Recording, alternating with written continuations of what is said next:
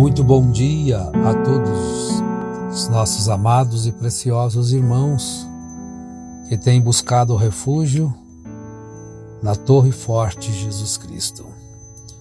Sejais vós todos fortificados, abençoados e protegidos nesta graça esplêndida e maravilhosa. O Antigo e o Novo Testamento. Há, sim, uma grande e notável diferença das coisas das quais o Antigo Testamento trazia e, dentro da Nova Aliança, o Novo Testamento, nos apresentado e constituído por Jesus Cristo. E nós vamos compreender um pouquinho o porquê que Jesus Cristo teve que instituir a nova aliança. Porque a velha aliança, ela era constituída de coisas que não poderia, de forma alguma, remir, santificar, ou seja, purificar o homem e justificá-lo. Porque o sangue que era apresentado, ele não era perfeito. E as práticas que eram lícitas no Velho Testamento não era perfeitamente a vontade de Deus. E agradeço aqui nesta programação ao irmão Helder Garcia lá, que está residindo aí na Suíça, né? Esqueci o nome da cidade, mas ele é goiano, foi nosso amigo aqui por tantos anos e agora há alguns anos residindo na Europa, Suíça. Deus te abençoe. Então ele me enviou um texto e eu quero me basear nesse texto ao qual ele enviou, que inclusive vou lê-lo. Ele diz assim: a doutrina cristã revelada em Jesus Cristo, ela defende que o Antigo Testamento não expressa plenamente a vontade de Deus, mas reflete os costumes, limitações e ignorância das sociedades antigas. Daí nós já percebemos que há uma grande e literal diferença na ordem e conduta,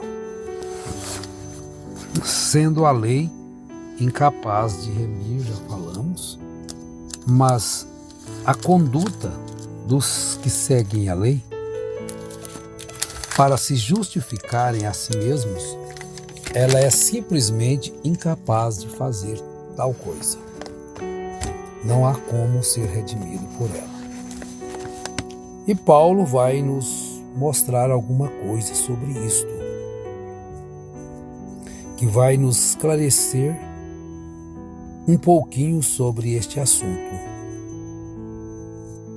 Porque cada qual andava pelo seu caminho e às vezes aquilo não lhes trazia satisfação plena. Ou às vezes, não, vamos mudar o termo. E aquilo definitivamente não poderia dar àquele homem, àquela mulher, uma satisfação plena, porque eles estavam vivendo debaixo de uma lei que simplesmente mostrava para eles a sua condição miserável de pecadores, de perdidos, de nascidos em pecados e sem chance para salvação.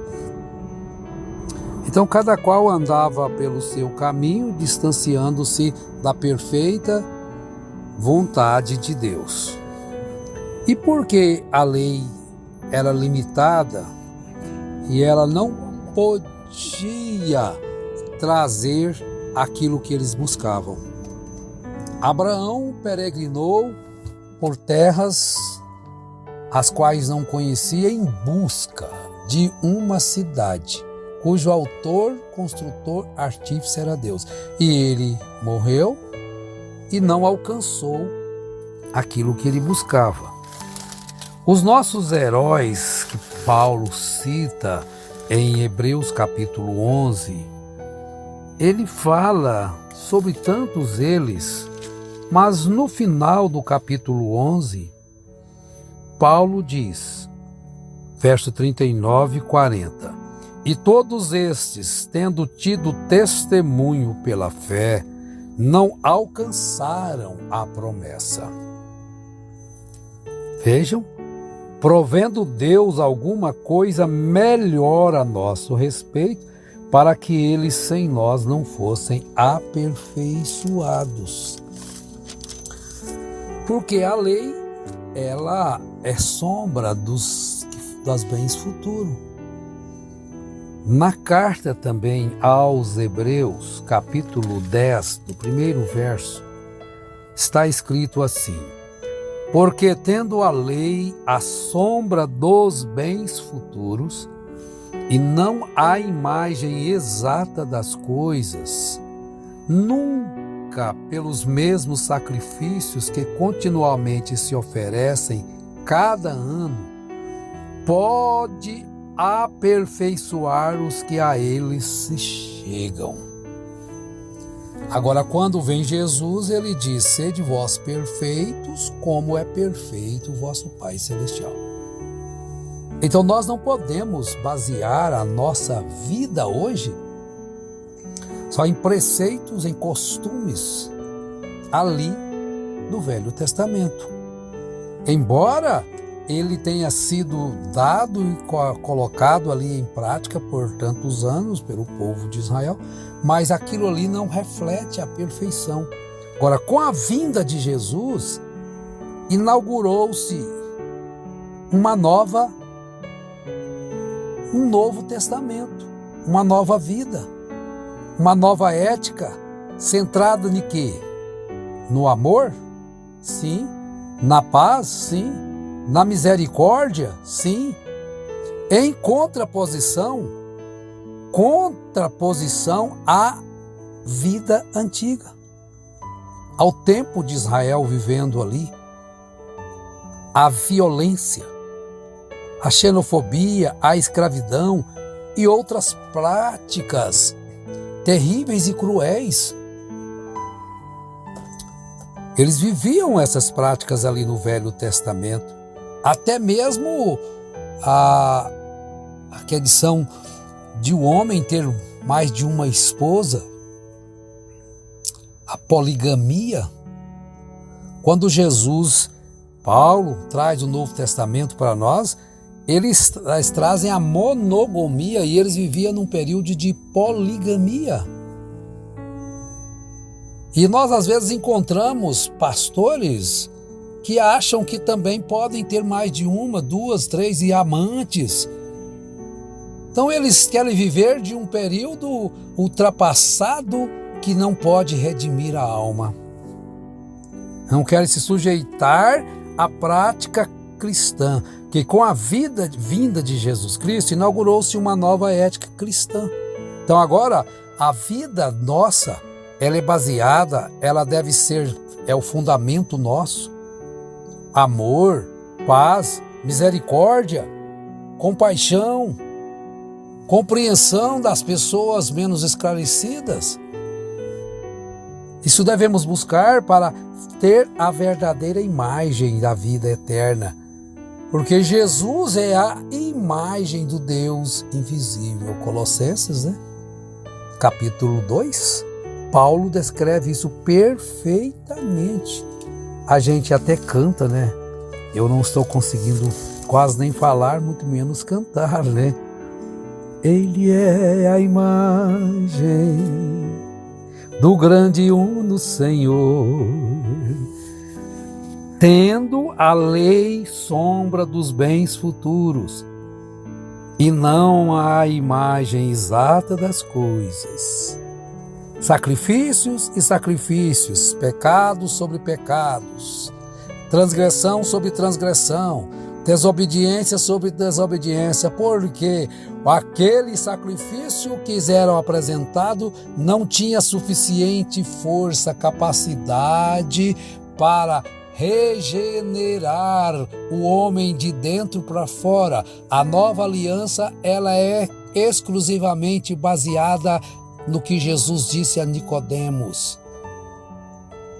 Aquele que não nascer de novo não pode nem ver o reino de Deus, no novo nascimento. Não existe cristianismo sem novo nascimento. Existe agregação a um sistema religioso, mas com os mesmos princípios de inveja, de ódio, de tantas coisas. Os frutos da carne ainda permanecem nas pessoas. Mas quando existe um novo nascimento, então os frutos mudam, porque agora você não está mais vivendo sobre uma coisa do passado. Então, reconhecermos o valor histórico e pedagógico do Antigo Testamento, tudo bem, serve assim para nós estudarmos e vermos como era aquilo, mas não basearmos nossa fé em guarda de dias, guardar o sábado, não comer carne de porco. Isso aí é coisas de costumes antigos. Já estou falando baseado em religião, né?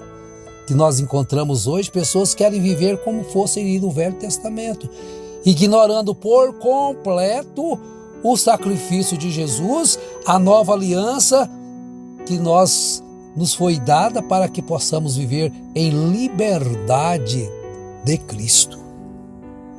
Olha, então reconhecemos o valor histórico, pedagógico no Velho Testamento. Agora, querermos ter aquilo como modelos morais ultrapassados, aí nós estamos anulando a graça de Deus. Então, meus amados e preciosos irmãos, o Velho Testamento tem o seu valor, mas não para a salvação, mas justamente para isso, um valor histórico do princípio do mundo, da sua criação, do chamado de Abraão.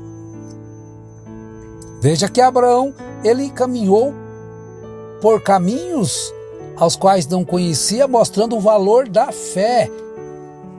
E esta fé, ela está hoje em evidência na nossa vida, mas é a fé em Jesus Cristo. A fé de Jesus Cristo. Porque nós não podemos mais viver da sombra quando nós temos a imagem exata.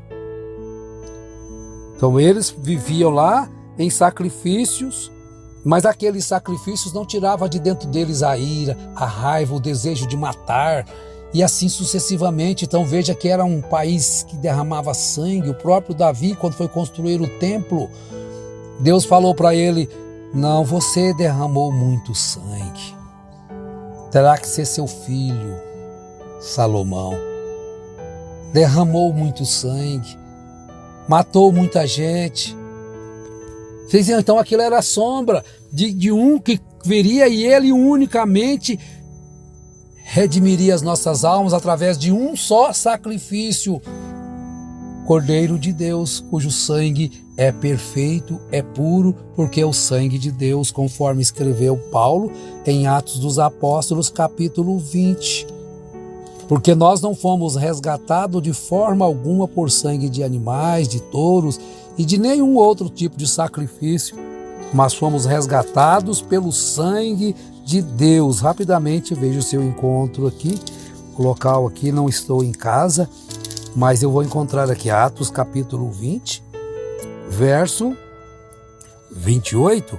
Olhai, pois, por vós e por todo o rebanho sobre que o Espírito Santo vos constituiu bispos, para apacentardes a igreja de Deus que ele resgatou com seu próprio sangue. Então olha o privilégio nosso de vivermos sobre este novo pacto, essa nova aliança, esse novo testamento.